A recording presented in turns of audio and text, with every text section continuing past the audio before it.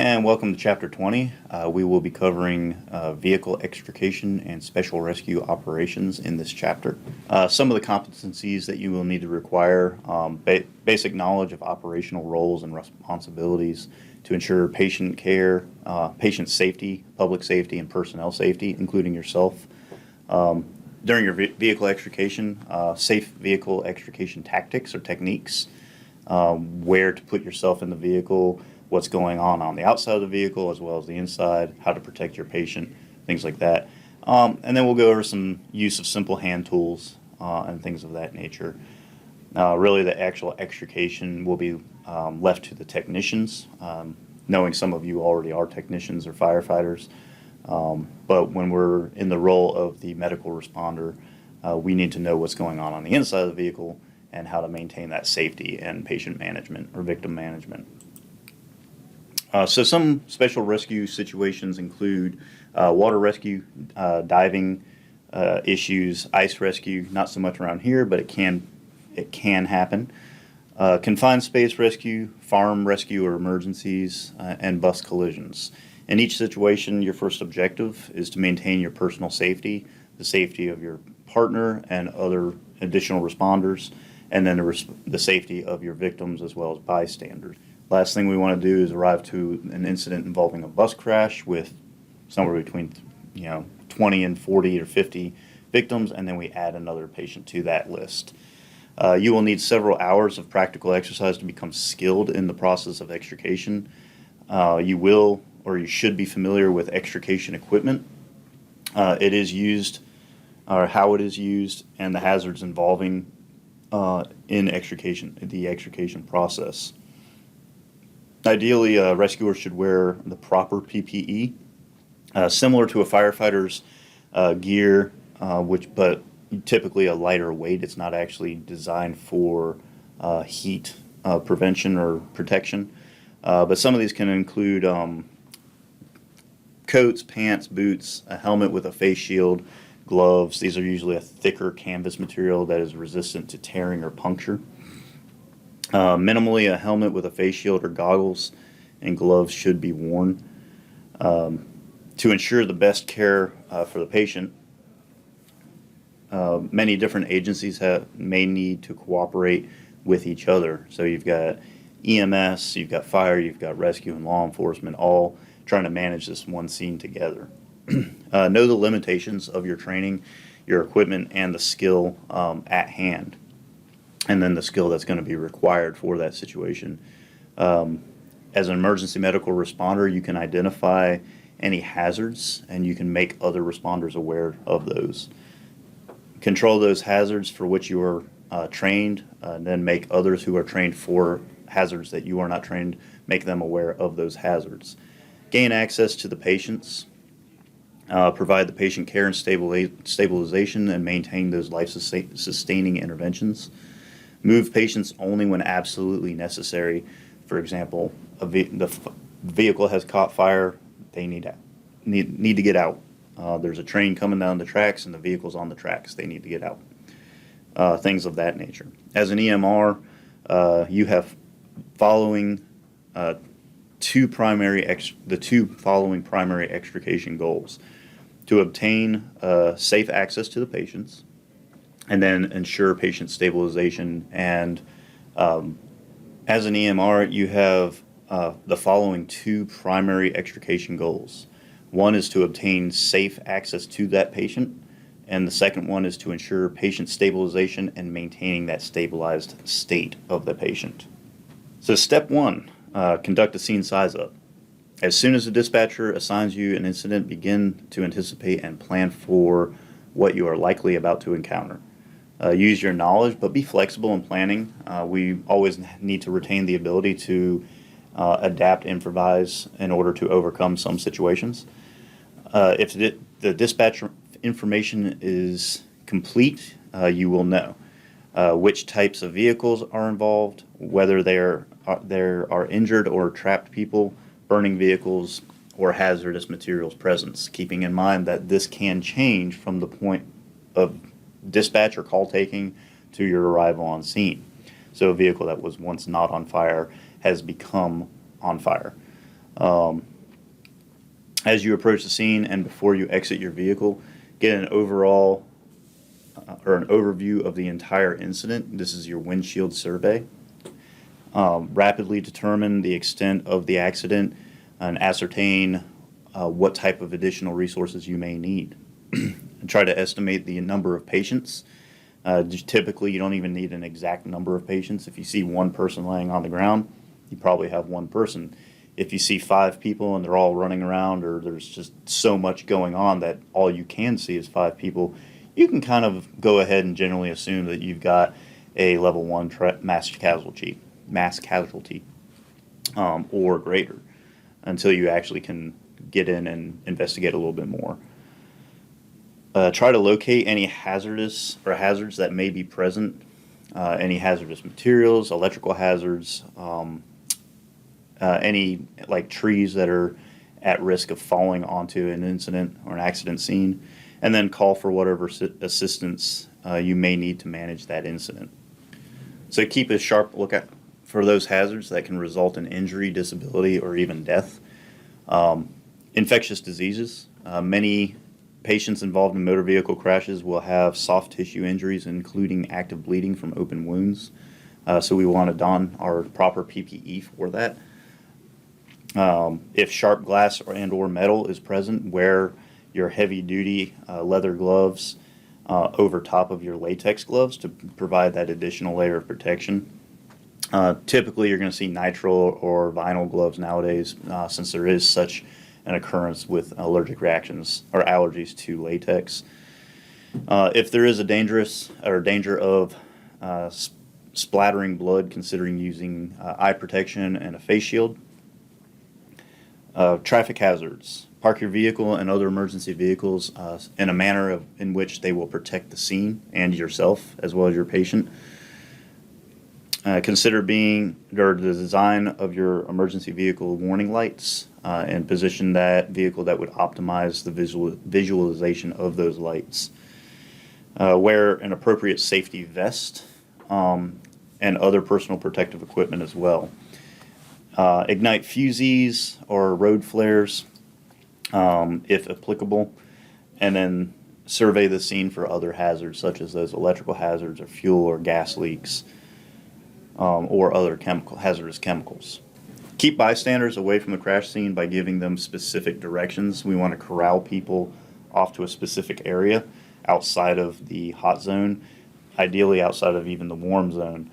We want them in the cool zone or the green zone, but we want to be able to quickly relocate them and keep track of them. We don't want them wandering around and then becoming additional victims as well. Use a rope or police barrier or fire line tape to establish an off-limits area. Expect to find spilled fuels or other fluids from vehicles like antifreeze or engine oil. If the vehicle has been hit near the rear, for fuel, on the front you can expect the other fluids like your antifreezes and oils and brake fluids, things like that. If the patients are in a motor vehicle with a fuel spill and the fire department has not arrived, consider throwing some dirt on top of it if it's accessible. If you have something that you can throw on top of it, do so. If not, just bear that in mind, that is a hazard that needs to be watched. Always remember that a single incident contains many hazards. Always be situationally aware of what's going on behind you, above you, below you, what you're walking on. So this picture here, you have a vehicle in the living room or a room of a house. We don't really know structurally what's happened to that vehicle or to that structure. So obviously because of this picture, they feel safe enough that the structure is still sound, but always be aware that what if that vehicle went through a load-bearing wall, or what if it is on top of a basement and that now that floor that the vehicle is sitting on is now extremely unstable and at risk of falling through. So always be aware of things like that. So batteries in motor vehicles. Turn off the vehicle's ignition. Always check for keys in the ignition with every vehicle. Make sure that it's not running. Don't attempt to disconnect the battery unless you've already been trained to do so. We should all be trained on how to do that. Typically, this is done with bolt cutters on the negative terminal or the negative cable off of the battery, and we cut out usually a 8 to 10 inch section to avoid the risk of that wire reconnecting or falling back on itself. Hybrid vehicles and electric vehicles have multiple high voltage batteries, and they have different means of disabling those batteries, so specific training for those vehicles is required. If you don't know, don't attempt to figure it out during that incident. Wait for properly trained personnel to arrive and do so for you.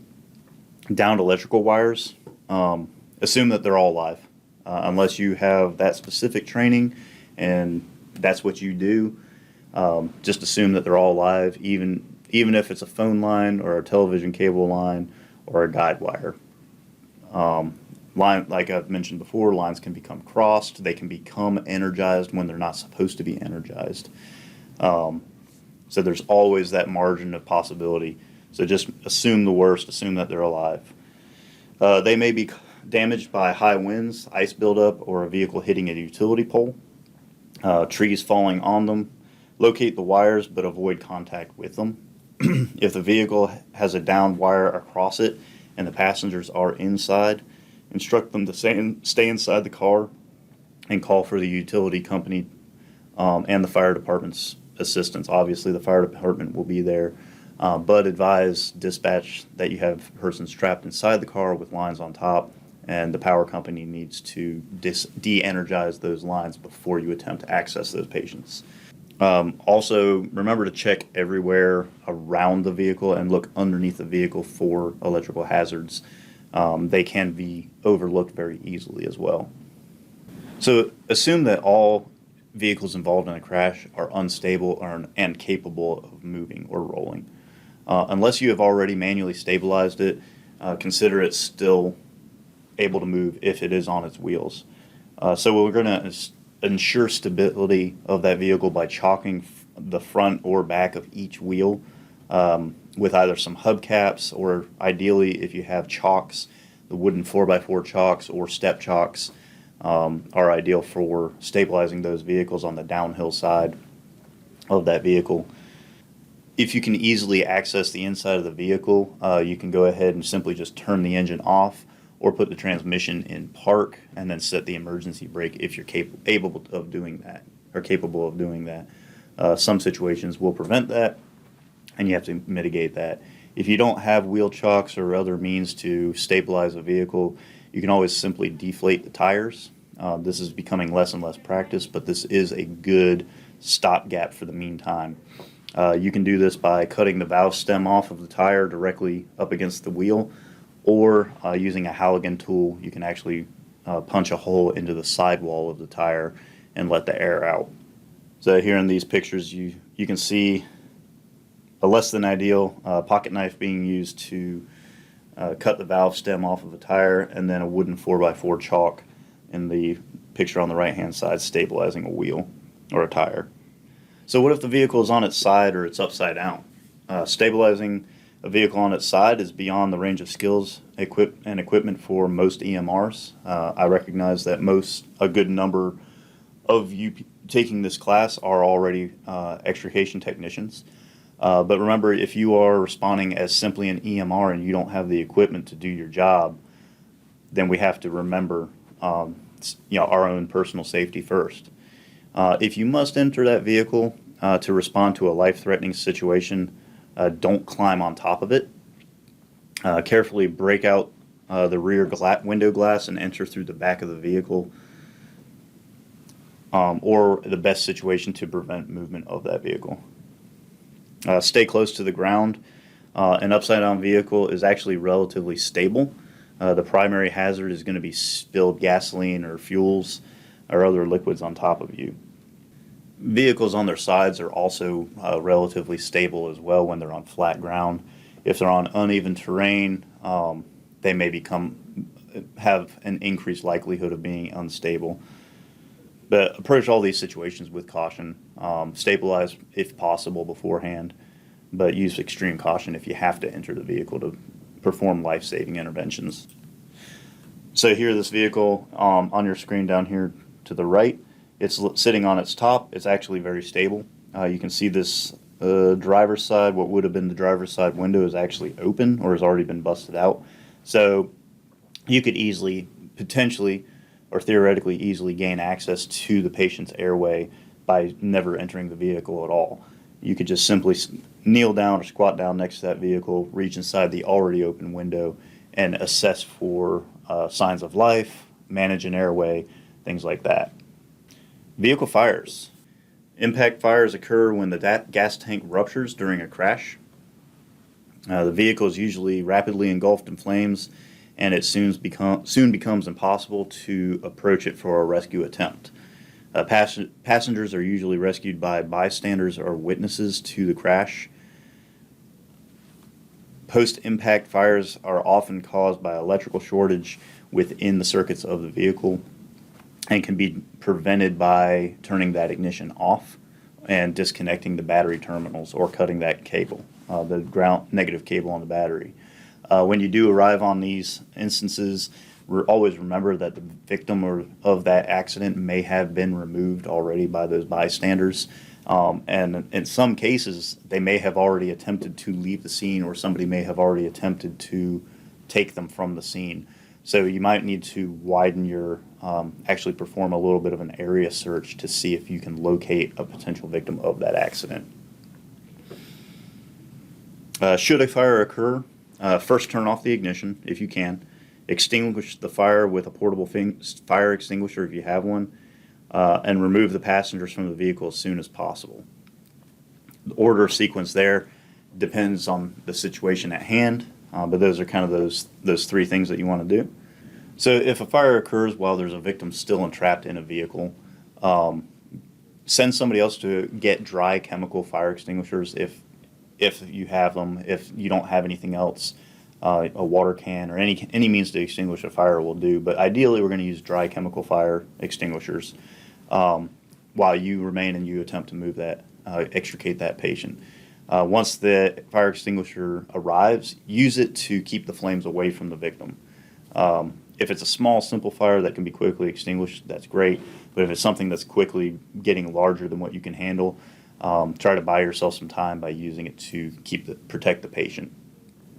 Remember, when you're trying to extricate a patient, that they may have other injuries that you're unaware of, so take care for that. But when it becomes life over limb, you need to get them out. Move everyone at least 50 feet away from any vehicle that is on fire, and stay away from the front or the rear ends of the burning vehicle. So I'm sure everybody already knows the steps for using a fire extinguisher, but we want to first check the pressure gauge to make sure that the extinguisher is actually charged, and then release the hose so that you can actually aim it at the flames or where you want to discharge the extinguisher. Pull the locking pin out and then discharge at the base of the fire by squeezing the handle closed. Aim the nozzle at the base of the fire, move it back and forth in a sweeping motion from left to right or right to left. Never at the top, necessarily at the top of the flame, but you want to hit the base of the fire where the chemical reaction is actually happening. So accessing a vehicle through the doors. First, try opening them. Just because a door is locked doesn't mean that it is pinned shut or crumpled shut. It may just simply involve you reaching inside the window and unlocking the door. Try the outside and inside handles at the same time. If that doesn't happen, if the initial response or attempt does not release the doors, you can try using both handles at the same time. Sometimes simply reaching into the car and hitting the unlock button, or even rolling the windows down, whether it be a manual crank or an electric window system, will enable you to access the patient. Don't try to break and enter through the windshield, because it is made of a plastic laminated glass, safety glass. So if you hit it with a window punch, it's not really going to do anything. It may shatter, but it's not going to come apart. The side and rear windows are made of tempered glass, and they will break easily into small pieces when they're hit with a sharp pointed object. So since 2018, about 1/3 of all vehicles have a safety glass on the side. Windows also, so keep that in mind. Carrying a spring-loaded center punch as part of your EMR life support kit, or one of those other trauma shears with a window punch point on it, is an advantageous piece of tool or a piece of equipment for you to carry. If you must break a window to open a door to gain access, try to break one that is the farthest from the patient, or at least not directly up against the patient. Advise the ambulance personnel if a passenger is covered with broken glass, and try to protect them from additional shards of glass from getting on them and getting down inside their clothes. After breaking a window, use your gloved hands to pull the remaining glass out of the window frame, not into the vehicle. We want to pull it out and away from the patient. And then try to unlock the door again to see if you can actually open the door. When you gain access into a crashed vehicle, be alert of the undeployed airbags. If you cannot gain access to the vehicle, do what you can to assist the patients from the outside. Stabilize the vehicle, protect the scene until proper equipment arrives. Again, like in a couple slides ago, if you can gain access by simply just reaching inside the vehicle, that may be sufficient as a stopgap until more equipment and more resources arrives. So conducting your patient assessment, always monitor your airway, your breathing, and your circulation status. Control any massive hemorrhaging first, and then you can come back and address address those more minor bleedings. Treat your patient for shock. Keep them warm. Stabilize their cervical spine.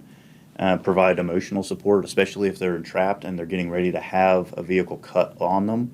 What's about to happen to them is that they're going to be covered up with a blanket, and there's going to be a lot of loud noise, banging, shaking, vibrations, and it's going to be extremely scary for them. A lot of people, they've never been in a car crash before, so this is a very emotionally traumatic experience, as well as a potentially physically traumatic experience. And then, of course, maintain that body temperature with a blanket.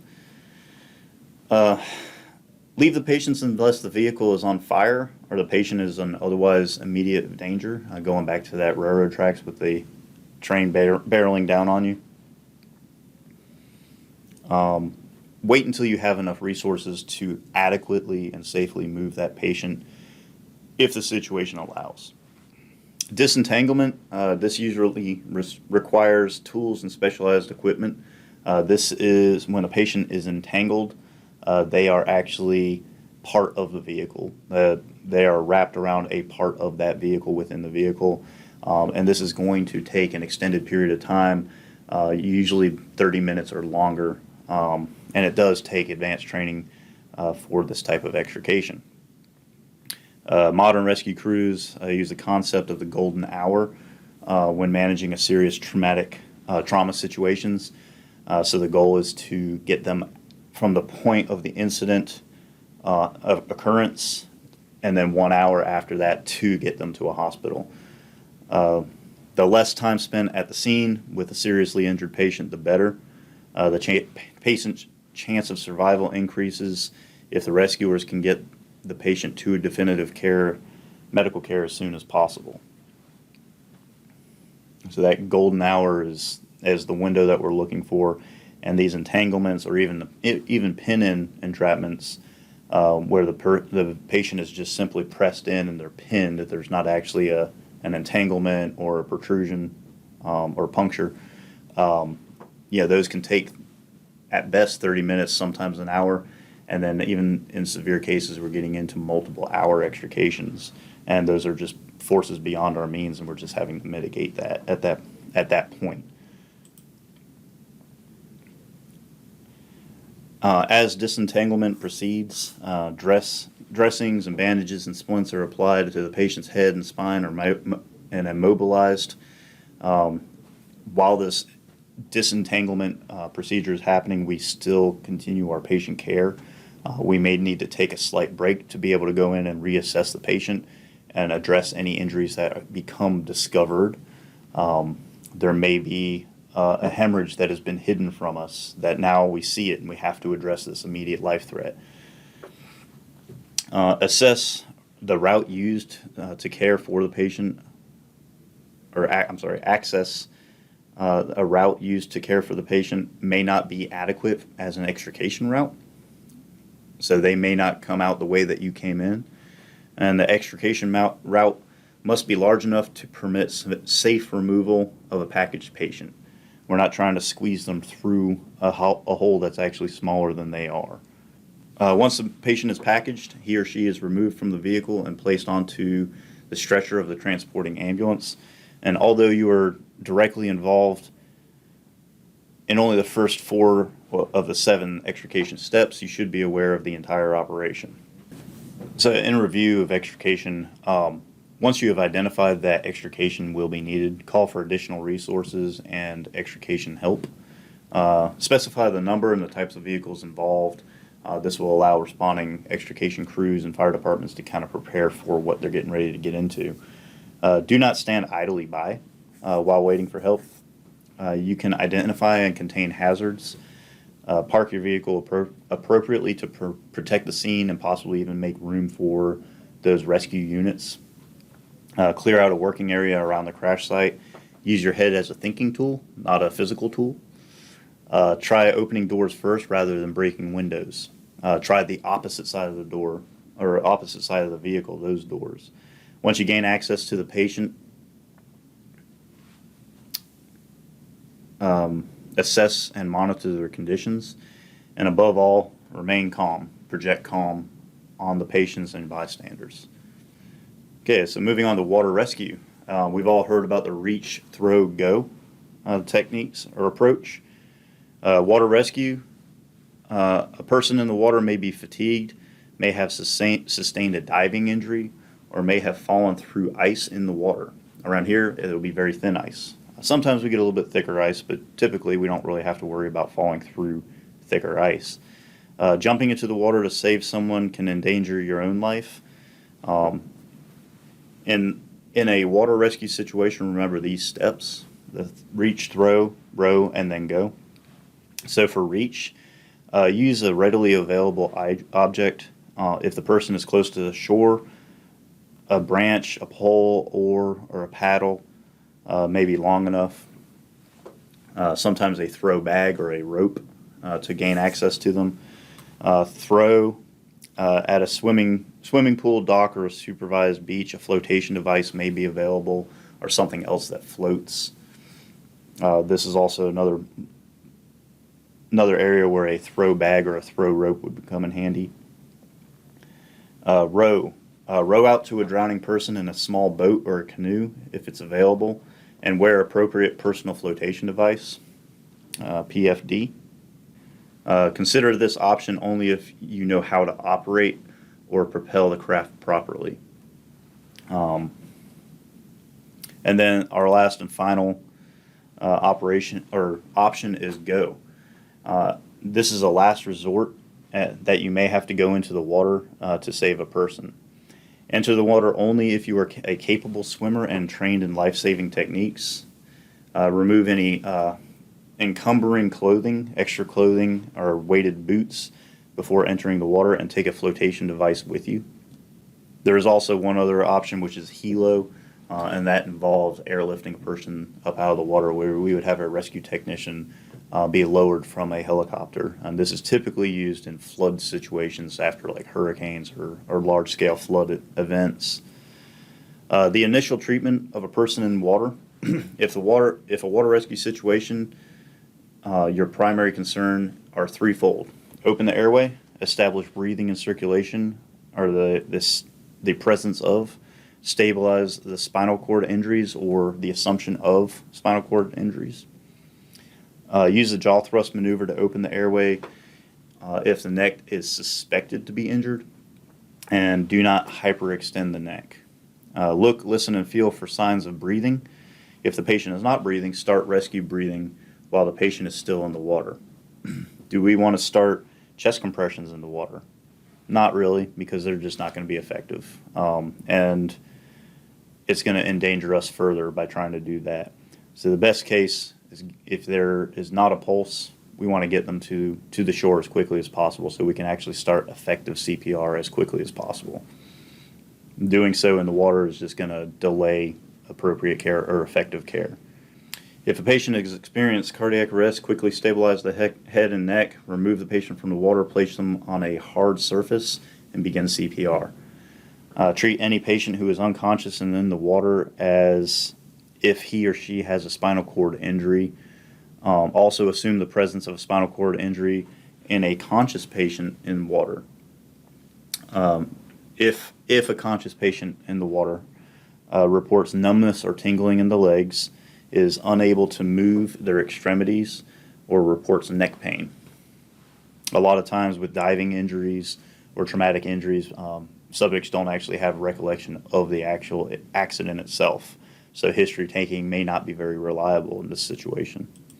Most recreational divers use self-contained underwater breathing apparatus, more commonly known as scuba.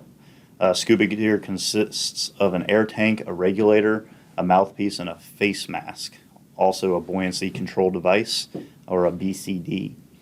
Most underwater diving accidents occur in coastal regions or in areas with large lakes. We have several popular diving areas within close proximity to us here in Western North Carolina. Several very clear lakes and also old rock quarries. Diving accidents can cause trauma, near drowning, or specialized injuries. In situations involving trauma or drowning, remove the patient from the water and treat the patient using the information and the skills you already have learned. Specialized injuries associated with diving include air embolisms and decompression sickness, also known as the bends. Both are caused by air bubbles being released into the body as a result of pressure changes while diving. If an air bubble affects the brain or the spinal cord, the signs and symptoms may be very similar to that of a stroke. They can include dizziness, difficulty speaking, difficulty seeing, decreased level of consciousness. If an air bubble causes or an embolism causes a collapsed lung, the signs and symptoms will include chest pain, shortness of breath, pink or bloody frothy sputum coming from the mouth and nose. And then if the air bubbles obstructs the blood flow to the abdomen, the patient will experience severe abdominal pain and may be bent over. If the air bubble involves a joint, there will be severe pain in that joint or multiple joints. Treatment of these conditions: maintain your ABCs and normal body temperature, treat for shock or hypothermia, administer oxygen if available. Some physicians recommend placing the patient on their left side with their head slightly lowered. The recovery position is a good position for them. Patients may need to be transported to the hospital with a hyperbaric chamber or a recompression chamber. This is different than your wound therapy hyperbaric chambers. This is actually a chamber that will repressurize the entire chamber to the depth or the pressure of the depth that patient was at. And then they can decompress that patient, allowing those gas bubbles to slowly be diffused. So ice rescue is an extremely hazardous rescue operation because no ice is really truly safe, and it's fairly unpredictable.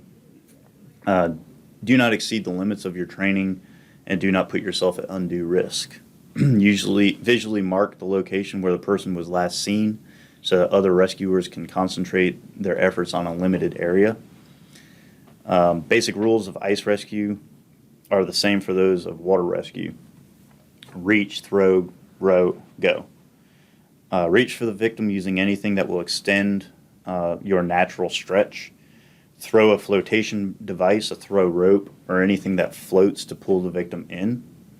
Row or rappel a small boat to the victim, or use a toboggan to get across the ice.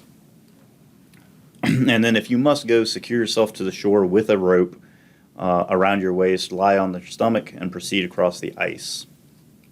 Spreading your weight over a wider area with your arms and legs reduces the chance of falling through the ice.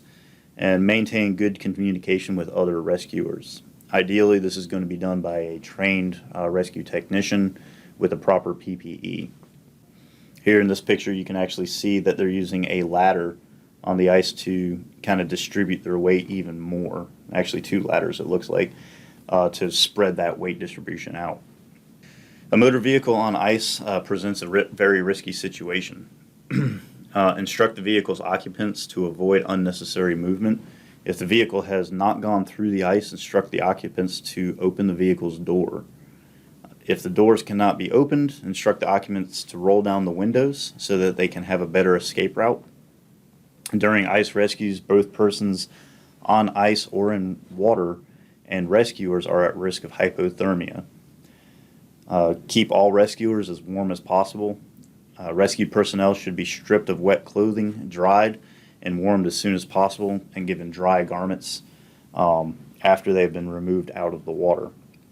If the patient has no pulse, start CPR and continue until until a transporting unit has arrived and taken over patient care. Confined space rescue. Confined spaces are structures designed to keep something in or out. Confined spaces may be below ground, ground level, or even elevated structures. Below ground confined spaces include manholes, below ground utility vaults or storage tanks, old mines, cisterns, or wells, and caves. Ground level confined spaces include industrial tanks and farm storage silos. And then, of course, elevated confined spaces are water towers or storage tanks that are on stilts or elevated at the top of buildings. Respiratory hazards. A confined space may have insufficient oxygen to support life, or a poisonous gas may be present. Rescuers must never enter a confined space without proper respiratory protection or clearance.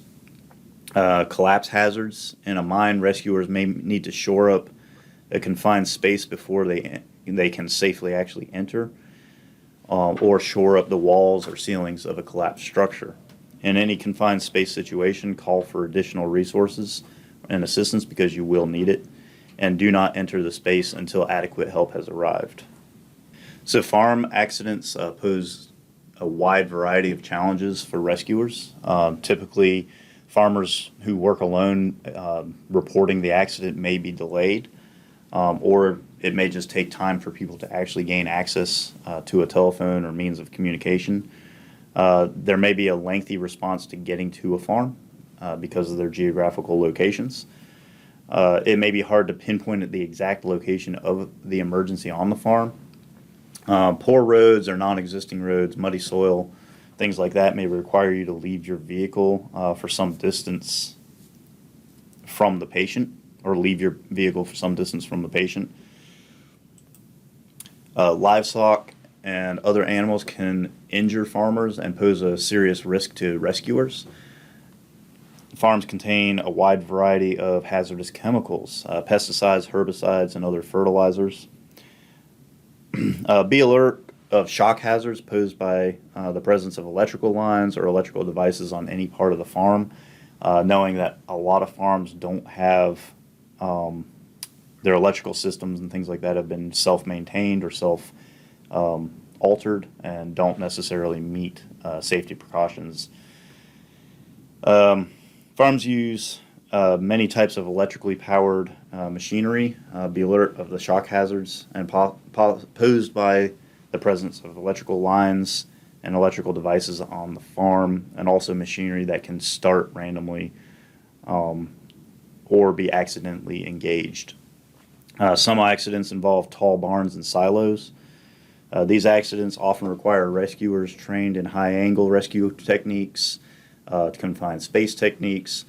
Silos should always be treated as a hazardous confined space. Some farms include below-grade manure storage pits, which are filled with, or can be filled with, poisonous gases or be deficient in oxygen. Accidents involving farm machinery and usually involves rollovers of tractors or other equipment, entrapment by machinery and entanglement, severing of body tissue by sharp objects or impalements, or even amputation and crush injuries. So your role in farm rescue: stabilize the scene and provide initial medical care for the patient.